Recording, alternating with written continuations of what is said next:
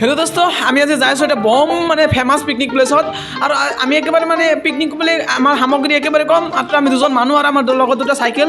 যাওঁতে ফুল এনার্জি ৰ'দৰ মাজত এটা অকলশৰীয়া গছ দেখা পালোঁ আৰু তৎক্ষণাত আমি ইয়াত আহি গ'লোঁ আৰু ইয়াতে মানে ইয়াতে চাওক কিমান নদীৰ মাজত পুৰা পাথৰ মানে বালি নাই দেখা দূৰৰ পৰা দেখাতে অলপ মানে বালি লাগিছে কিন্তু পুৰা পাথৰ আৰু ইফালে ৰাখিব চাওক পুৰা মানে পিকনিকৰ কাৰণে পইচা টইচা পুৰা ৰেডি কৰিছে পুৰা 500 টকা থৈ দিছে মই কৈছোঁ নালাগে তই যি টকা আনছা তই মোবাইলত ৰাখি দিয় বাহিৰ কৰিব নালাগে এটকা খৰচ নাযায় মই অকল পিকনিক নাখাম মই এক্সপ্ল'ৰহে কৰিম আৰু এক্সপ্ল'ৰ কৰোঁতে কনফিডেন্সে লাগে পইচা নালাগে গম পাইছে মানে আমি কি লৈ যাই আছোঁ বলক আমাৰ লগত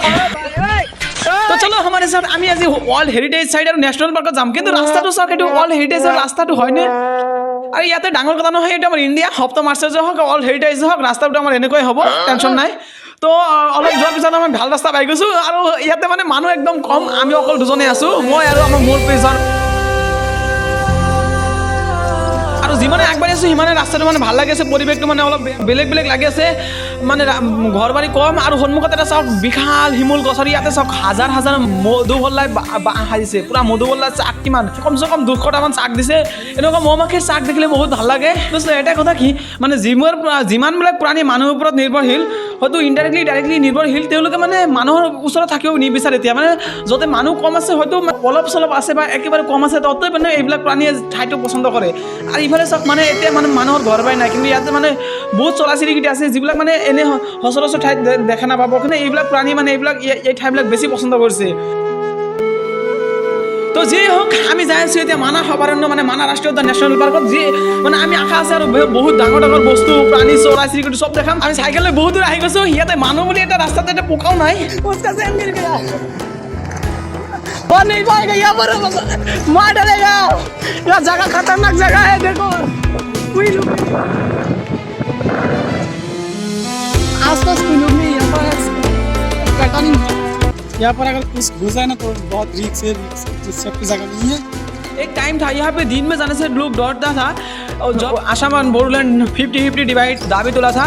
लेकिन हम भी दिन में जा रहा हूँ अभी शांत है सब कुछ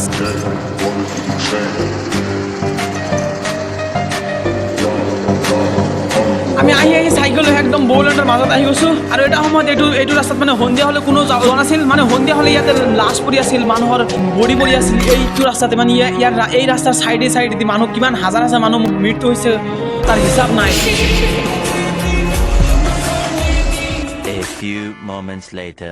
দোস্ত ফাইনালি আমি আহি গ'লোঁ মানাছ এৰিয়া চ' মানাছৰ ফাতিমাবাদ চাহ বাগানত আৰু ইয়াতে আমাৰ কেইটামান লগ মানে বাঢ়িল আৰু 3টামান চাইকেল সংগ এড কৰিলোঁ আমাৰ লগত আৰু আমি এতিয়া 4জন মিলি পুৰা যাম মানাছ অভয়াৰণ্যৰ চাহ বাগিচাত প্ৰথমে ঘূৰিম তাৰপিছত চাহ বাগান ঘূৰিমেই নহয় তাৰ লগত আমি এক্সপ্ল'ৰহে কৰিম আৰু এইটো আমাৰ সন্মুখত এটা গেট পাইছোঁ ইয়াত লেখা আছে প্ৰাইভেট ৰুট গাৰ্ডেন বাইচেন অনলি ইফালেতো অকল মানে প্ৰাইভেট মানে যিবিলাক বাগিচাৰ গাড়ীবিলাক যাব দিয়ে কিন্তু আমি আহি গৈছোঁ আমাৰ একো প্ৰব্লেম নাই আমিতো আমাৰতো চাইকেল পাইছিল লগতে যিবিলাক মানে ঘৰ দেখা পাইছে ৰাস্তাৰ ইফালে আৰু ইফালেতো চাহ বাগিচা হয় থৈ অহা ঘৰবিলাক প্ৰায়বিলাক মানে আদিবাসী চাহ বাগানেই হ'ল যিবিলাক চাহ বাগানীসকলে মানে ডাইৰেক্ট হিন্দী আছামিজ বাংলা মানে এটা মিশ্ৰিত ভাষা কয় যিবিলাক মানে আদিবাসী বুলি কোৱা হয় আৰু এইবিলাক মানে মুণ্ডা ওৰাং যিহেতু এইবিলাক মানুহ ইয়াতে বেছি আছে আৰু তেওঁলোকে চাহ বাগানত কাম কৰি খায়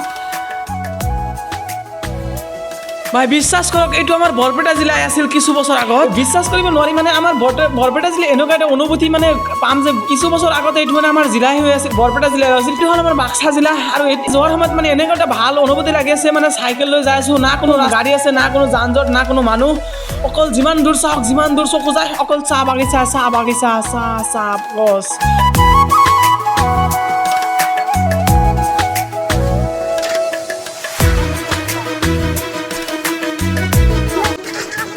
ৰাস্তাবিলাক পুৰা চাফ চিকুণ না পকী ৰাস্তা না মাটিৰ ৰাস্তা পুৰা কয়লাৰ নিচিনা কিবা এটা ৰাস্তা দিয়া আছে এনেকুৱা চাহ বাগিচাৰ মাজতে চাইকেল বা বাইক লৈ যি বেলেগ এটা ভাল লগা অনুভূতি লাগে হয়তো সেইকাৰণে কবিয়ে কয় ঘৰ से निकलो कुछ नया मिलेगा घर से बाहर निकले तो सच में कुछ नया देखने मिलता है এটা কথা কি এই ফাতিমাবাদ চাহ বাগানটো একচুৱেলি মানে ব্ৰিটিছসকলৰ দিনত বনোৱা হৈছিল আৰু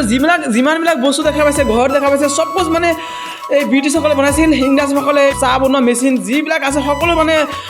ব্ৰিটিছসকলে বনাইছিল। এই ইটৰ ৰাস্তাটো হয়তো মানে ব্লকটো ইণ্ডিয়ান গভৰ্ণমেণ্ট বনাইছে, কিন্তু ৰাস্তাত যিবিলাক বাগানৰ মাজত যিবিলাক ৰাস্তা দেখা পাইছে কল্যাণ নেকি পিছৰ ৰাস্তা দিনত ইংৰাজসকলে বনাইছিল। এইবিলাক ঘৰবিলাক চাওক, এইবিলাক ইংৰাজৰ সময়ত বনাই, গাড়ীবিলাক ইংৰাজৰ সময়ত থকা, হয়তো মানে এতিয়া ইংৰাজবিলাক গুচি গৈছে, কিন্তু এইবিলাকে মানে ভাৰতৰ কোনোবা মানে অসমৰ বা ভাৰতৰ বেলেগ বেলেগ ঠাইৰ পৰা আহি ইয়াতে আনি উপস্থিত হৈছে। দোস্ত এতিয়া যাম আমি এই ফাতেমাবাদৰ আটাইতকৈ ফেমাছ প্ৰসিদ্ধ মছজিদটোত, মানে 100 বছৰতকৈ অধিক পুৰণি এটা মছজিদ আছে এই ফাতেমাবাদ চাহ বাগানত, আৰু যিটো মছজিদ এতিয়ালৈকে সুন্দৰ মানে স্পষ্ট জিলিকি আছে। আৰু এইটো হ'ল মছজিদ, মানে এইটো হয়তো মানুহে ডেইলি নামাজ নপঢ়ে, গেটটো মৰা আছে, তালা লগোৱা নাই গেটত, পূৰা আৰামছে যাব পাৰি। আৰু এই মছজিদটো মানে ইমান পুৰণা, ইমান বছৰ আগতে মানে ইয়াতে মানুহ আছিল, মুছলিম মানুহ আছিল। আৰু ইয়াতে খিৰিকীৰ ওপৰত চাওক ইয়া আল্লাহু ইয়া মুহাম্মদ লিখা আছে। ইফালে মানে মানুহৰ ঘৰ বাৰী আছে, এইবিলাক মানে এতিয়া চাহ বাগানীসকলৰ কিছুমান ঘৰ বাৰী আছে। আৰু ইফালে চাওক মছজিদৰ সন্মুখত এই পূৰা ছাগলী বহি আছে, আৰু ইফালে কিছুমান আৰবী লিখা আছে। দোস্ত বিশ্বাস কৰক, এইটো 120-130 বছৰ পাৰ হৈছে এই মছজিদটোৰ। আৰু ইমান আগত মানে ডিজাইনটো কি সুন্দৰ কৰি বনাইছিল। আৰু এইবিলাক ইট চাওক, মানে আমাৰ ইটতকৈ মানে 4-5 গুণ ডাঙৰ, কিন্তু এইটো ইট নহয়, এইটো মানে এটা ডিজাইনিং কাটিছে।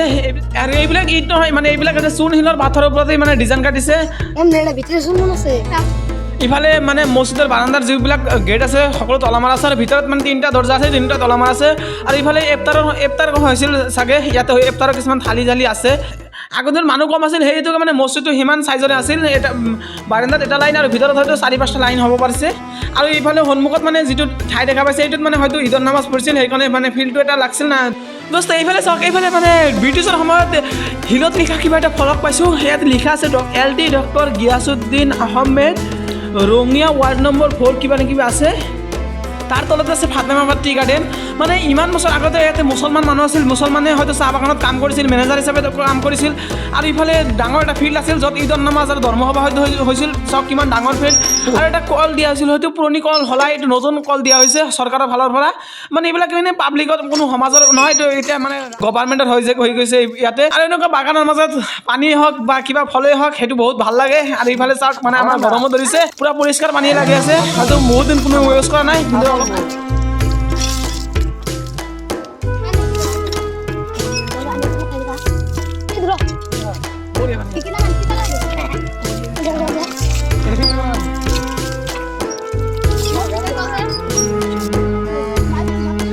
এতিয়া আমি ইয়াৰ পৰা যাওঁ, মানে ফাতেমাবাদ মছজিদৰ পৰা আমি বেলেগ ঠাইত যাব লাগিব, আৰু বেলেগ ঠাইত যাম। আৰু কোনোবাই চিনি পায়নে ডক্টৰ LT গিয়াছুদ্দিন আহমেদক? চিনি পায় নেকি? যদি জানে ক'বচোন। ইয়াৰে কিবা হয়তো আগৰ দিনত কিবা মছজিদটো হয়তো নিৰ্মাণ কৰিছিল, বা কিবা এটা মেনেজাৰ আছিল। আৰু ইয়াতে মুছলমান মানুহ আছিল, বৰ্তমান হয়তো নাই, হয়তো পুৰাপুৰিৰ সময়ত বা তাৰ আগত হয়তো ক'ৰবাত গুচি গৈছে। এতিয়া হয়তো মানে এনেই মাটি পৰি আছে, বহুত ডাঙৰ এৰিয়া এনেই পৰি আছে, না কোনো ফৰেষ্ট হয় এইবিলাক, না কোনো চাহ বাগান হয়, এনেই আছে পৰি। মানে ইয়াতে হয়তো মুছলমান মানুহ আছিল, কিন্তু পুৰাপুৰিৰ সময়ত বড়োলেণ্ড পুৰাপুৰিৰ সময়ত বা তাৰ আগত কিবা হয়তো আন্দোলনৰ সময়ত গুচি গৈছে ইয়াৰ ঠাই এৰি। তো ফাইনেলি দোস্তে আমি এতিয়া বেলেগ এটা ঠাইত যাবলৈ ওলাইছোঁ। আৰু এইটো পথাৰৰ মাজে যাওঁতে বহুত ভাল লাগিছে। মানে এইটো পথাৰে কম নাকি চাহ বাগান কম, কনফিউজ আছে। মানে দেখাত পথাৰৰ নিচিনাই, কিন্তু চাহ খেতি কৰিছে, ইমান এটা মানে চাহ খেতি ভাল হোৱা নাই। দোস্তে এতিয়া আমি চিধা অভয়াৰণ্যৰ ফালে যাই আছোঁ, চিধা এইফালেদি অভয়াৰণ্যত যাম। মই নাজানো অভয়াৰণ্য কেনেকুৱা হ'ব, কি হ'ব, প্ৰথমে যাই আছোঁ। আৰু এইফালে ৰাস্তাত যাওঁতে মানে বহুতো মানে এইবিলাক লজ পাই আছোঁ। লজত মানে দূৰ দূৰণিৰ পৰা যিবিলাক মানুহ আহে, আমেৰিকা, ইউৰোপ বা সেইবিলাকৰ মানুহবিলাক ইয়াতে আহি থাকে। দোস্ত সেইটো হ'ল লাষ্ট বৰ্ডাৰ, মানে ইয়াৰ পৰা মানাস নেশ্যনেল পাৰ্ক আৰম্ভ। আৰু ইফালে দোস্ত ইয়াৰ বেৰটো চাওক, ইলেক্ট্ৰিক টাৰ। আৰু ইফালে মানুহ আছে, ইফালে আইচক্ৰীম মেন আছে, দুটা খাই লওক।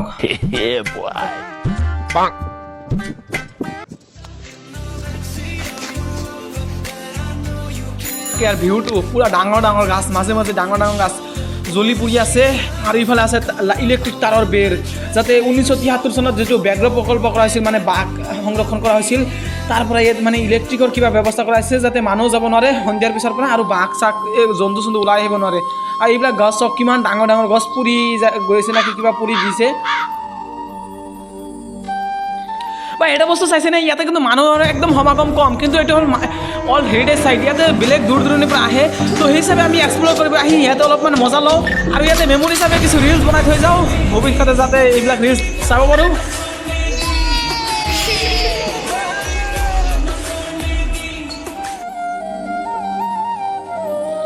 দোস্ত এটা বস্তু দেখিছেনে, মানে ইয়াতে যিবিলাক লজ আছে এইবিলাকত লোকেল মানুহ নায়েই, একদম কিছুমান খালী পৰি আছে।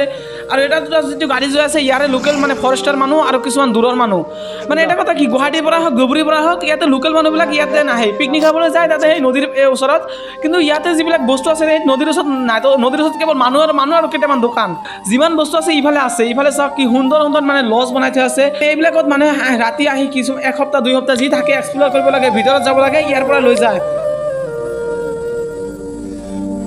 ইয়াতে যিমানবিলাক ঘৰ চাইছে একচুৱেলি মানে বসতি নহয় মানে মই প্ৰথমে বসতি বুলি ভাবিছোঁ ইয়াতে বসতি হোৱাটো মানে অলপ ৰিক্সৰ কথা কিয়নো ইয়াতে ৰাতি বাঘ ওলাই আহে আৰু সেই হিচাপে মানে ঘৰবিলাক চব চাংঘৰ টাইপৰ নিচিনা বনাইছে নহ'লে বিল্ডিংবিলাক বনাইছে যাতে তলেদি বাঘ হাতী অহা যোৱা কৰিলে একো নহয়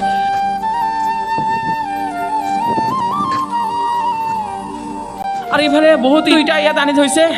হয়তো ইয়াতে কিবা ঘৰ চৰ দিব বসতি নহ'লেই হ'ল মানে মানুহৰ থকাৰ কাৰণে ঘৰ বাৰী নহ'লে হয় জাষ্ট লজ বনালেই হ'ব সেইটোৱে ভাল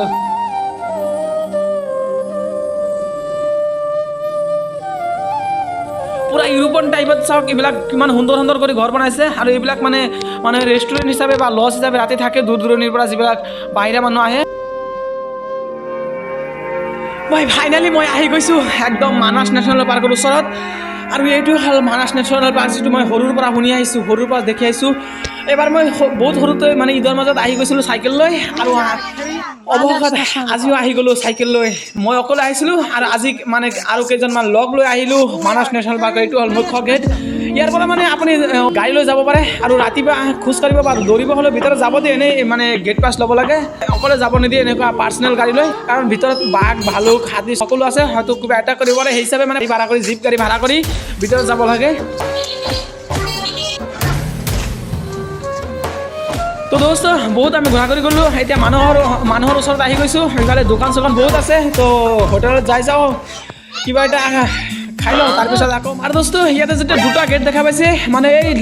ছেকেণ্ড গেটটো নাছিল প্ৰথমে এইটো আছিল মানাস নেশ্যনেল পাৰ্ক তো যি হওক আমি চাইকেল লৈ বহুত দূৰ আহি গৈছোঁ প্ৰায় 40 কিলোমিটাৰ মান আহিছোঁ এটা ফটো লৈ লওঁ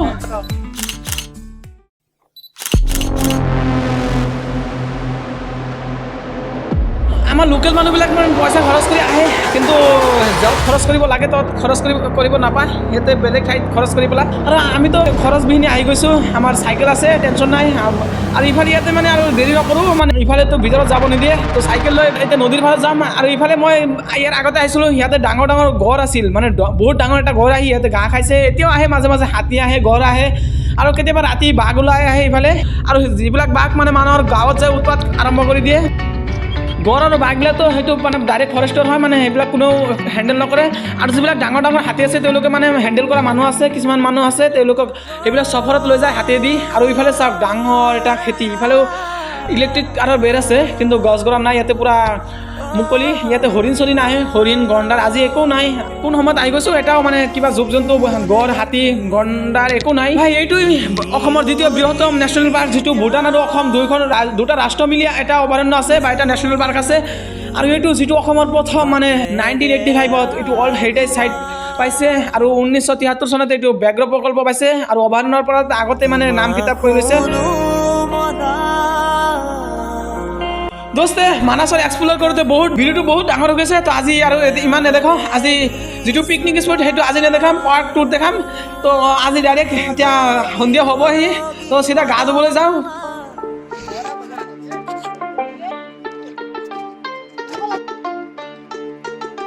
তো দোস্ত ফাইনেলি আমি মানাসৰ বেকি নদীত আহি গ'লোঁ ঠাণ্ডা হ'লেও আমি গা ধুম আজি ঠাণ্ডা হ'লে ভয় নাই মই মোৰ দোস্তৰ লগত আহি গৈছোঁ আচ্ছা মই অকলে হ'লে ইয়াতে গা ধুব নোৱাৰিলোহেঁতেন মানে মোৰ কনফিডেঞ্চ ইমান নাথাকিলেহে কিন্তু 4-5জন আহি গৈছোঁ আৰু দোস্ত আছে লগতে টেনশ্যন নাই মানে কনফিডেঞ্চ আহি গৈছে যে যিমান ঠাণ্ডা পানী মানে গমেই পায়তো বেকি নদীৰ পানী কিমান ঠাণ্ডা তথাপি গা ধুব পাৰিম একো প্ৰব্লেম নাই দোস্ত কোনটো সময়ত আহি গৈছোঁ গম নাপাওঁ 2 কিলোমিটাৰমান আহিলোঁ এতিয়ালৈকে মানে পানীত দেখা নাপাওঁ নদী আছে নদীৰ ওপৰতে যাই আছোঁ পানী নাই ক'ত পানী পাম ইমান দূৰ আহিলোঁ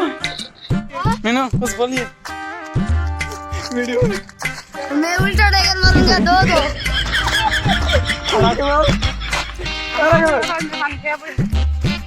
দোস্ত এয়া চাহক মানে গোটেইকেইটা গা ধুবলৈ পুৰা মানে সাহস কৰি আহিছিল এতিয়া নদীৰ পানী পাওঁতে পাওঁতে মানে এতিয়া সাহসটো কমি গৈছে এতিয়া দোস্তে মানে গা নুদিয়ে আৰু এয়া চাহক মিনু দোস্তে পৰিকল্পনাটো চেঞ্জ কৰি পেলালে এতিয়া বোলে গা নুদিয়ে মানে ঠাণ্ডা লাগি গৈছে ইফালে বেলিটো ডুবি যাব অলপ আছে আৰু এতিয়া অলপ মানে চিন্তাত পৰি আছে গা ধুয়ে নদীয়ে এতিয়া ঠাণ্ডা ঠাণ্ডাও লাগি আছে আৰু দোস্ত মই গা ধোৱা ৰেডি কৰোঁতে কৰোঁতে ইফালে চাওক ৰাকিবুল আৰু ফাৰুকে গুচি গৈছে যোৰাৰ সিফালে আৰু তেওঁলোকে খেল দেখাই আছে চাওক ফাৰুকে কিবা এটা টাইগাৰ জাম দিলে ৰাকিবুলৰ টাইগাৰ জামটো চাওক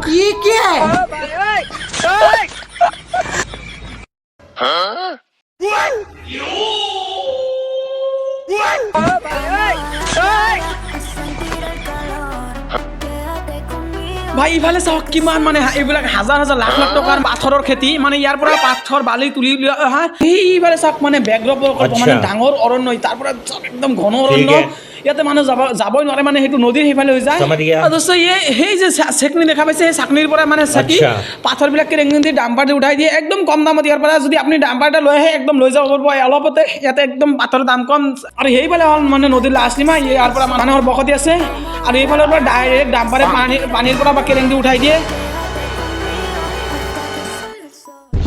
তিনিজন নামি গৈছে ময়ো ৰেডি হৈ গ'লোঁ গা ধোৱাৰ কাৰণে মানে এতিয়া ঠাণ্ডা লাগিছে তথাপি আমি গা ধুই যাম কিন্তু বেকি নদীত আহিছোঁ গোটেই দিন ঘূৰা ফুৰা কৰিছোঁ তো এতিয়া গা ধুবই লাগিব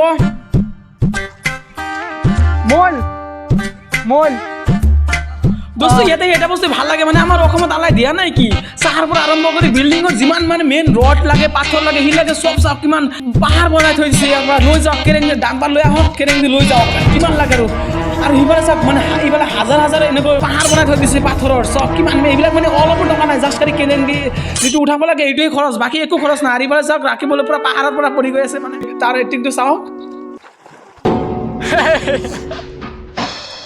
মৰিছ নে ঠাণ্ডা পানীৰ ভয়ত মই বহুত সময়ত ৱেইট কৰিলোঁ মানে কিবা কিবি এনে দেখালোঁ কিন্তু এতিয়া উপায় নাই গা ধুবইতো লাগিব যিহেতু আহিছোঁ গা ধুবলৈ আৰু এইবোৰ ঠাণ্ডা পানী হয় তথাপি ভাল লাগি আছে পূৰা মানে এটা বেলেগ এটা এনাৰ্জি আহি গৈছে পানীত নামি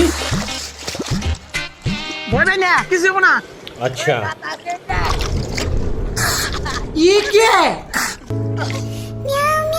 মোৰ মোবাইল লোৱা দেখি গোটেইকেইটা ভয় খাই গৈছে মানে এনে ঠাণ্ডা পানী কৈ আছে যে মোবাইলটো পৰি যাব হাতৰ পৰা ৱাটাৰপ্ৰুফ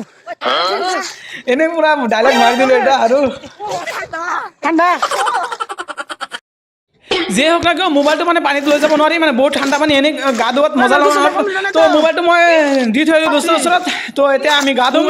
সিয়ে মোবাইলটো চাব আৰু কেমেৰা মানে যি কৰিব পাৰিব মই মোবাইলটো নৰাখোঁ কাৰণ ঠাণ্ডা পানীত মোবাইলটো ৰিক্স হয় মোবাইলটো পৰি যাব পাৰে ঠাণ্ড মে মজাক নাই শৰীফুল গা ল'ৰা বেলেগ এনাৰ্জি থাকে চাওক সিফালে এই সন্ধিয়া হ'ব ঠাণ্ডা আছে ঠাণ্ডাৰ মাজত ইফালে এটা এজন টাইগাৰ জাম খেলি আছে আৰু ইফালে মানে মই পানীত নামছোঁ মোক ইনভাইট কৰি আছে মানে মল খেলাব এতিয়া পানীত নামি এই ঠাণ্ডা পানীত অকল মল খেলাব লাগিব তো মই মানে ভয় খাই আছোঁ যিমান ঠাণ্ডা পানীত কি খেলিম মানে ঠাণ্ডাই হওক গৰমেই হওক মানে যদি দিন থাকিলেহেঁতেন মই মল যি হয় টাইগাৰ জাম চব কৰিলোঁ হয় এতিয়া মানে আৰু গোটেই দিন চাইকেল চলাইছোঁ এতিয়া এনাৰ্জি তাতেই শেষ ইয়াতে আৰু বেছি সময় থাকিব নোৱাৰিম আজি ৰাতি দোস্তৰ ঘৰত থাকি কালি আকৌ পিকনিক স্পটত যাম গা ধুবলৈ দিনতে শৰীফুল হাই দাও একটা হাই হ্যাঁ